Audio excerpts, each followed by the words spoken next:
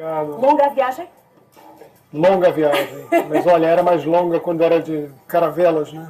Sim, não podemos queixar-nos Não vou muito, me de queixar, facto. não vou me Nós estamos de barriga cheia em muitos aspectos e esse é Eu um estou deles. sempre a retornar. Eu morei aqui 10 anos. Pois é, que este país, Portugal, de facto é quase assim uma segunda casa para si. Pode dizer-se Claro. isso? Não, o Brasil é uma segunda casa. Minha casa é É? aqui. Então, Eu amo Portugal.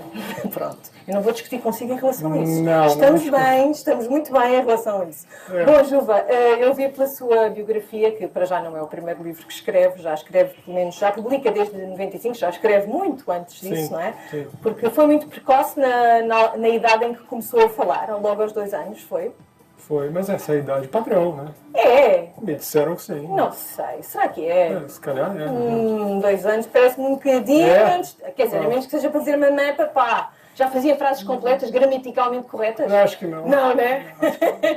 Bom, mas este percurso já vai longo com o Juva e com a língua portuguesa. São vários romances, muitos deles, ou alguns deles, pelo menos, têm como tema, como preocupação central a questão da língua. Porquê este amor tão específico? A questão, Adelaide, passa, na verdade, pelo amor ao animismo. Eu sempre achei interessante a ideia do animismo, né? Nós tratarmos características humanas, atribuirmos características humanas a objetos inanimados, né?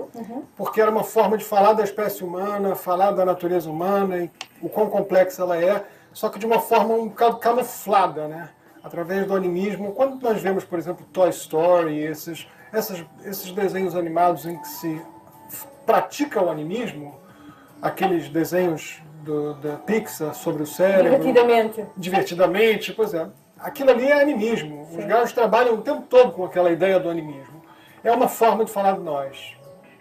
Mas então, sem fazer literalmente, é isso? Encontrando analogias. Exatamente. Encontrando... E com a língua portuguesa, isso fica muito rico, porque, por exemplo, quando eu falo utilizando um personagem, por exemplo, como tom coloquial, e o coloco falando conforme as suas características, né? Ou seja, de forma coloquial, quando eu coloco um personagem como o sujeito, em que praticamente só fala o sujeito e o predicado sempre anda ao lado dele, né? Os dois estão sempre juntos e o predicado está sempre mal-humorado e o sujeito sempre fala o sujeito e o predicado completa a sua frase.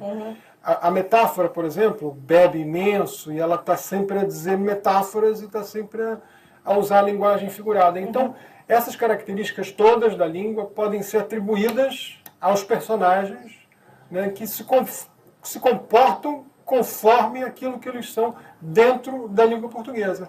Eu falei, pá, isso dá muito pano à manga, isso dá para criar uma grande diversão, ou seja, uma narrativa em que o espírito do humor atravesse tudo isso. E depois é tentar criar um plot, né? Criar um enredo que atravesse isso tudo. E aí eu pensei num reino de palavras contadas, num lugar onde havia liberdade de expressão e deixou de haver, né? E para isso eu até usei uma língua, eu sou um bocado, falo muito, tá? Depois se eu tiver a falar muito, tu me interrompa. Não se preocupe, Gilva. Há uma lenda do povo Dogon, de uma parte da África, segundo a qual as pessoas nascem com palavras na barriga. E à medida que vamos vivendo, vamos falando essas palavras, e quando as palavras todas acabam, as pessoas morrem. E é por isso que os mortos não falam. Olha que interessante, não é? É interessante isso. Faz todo o sentido.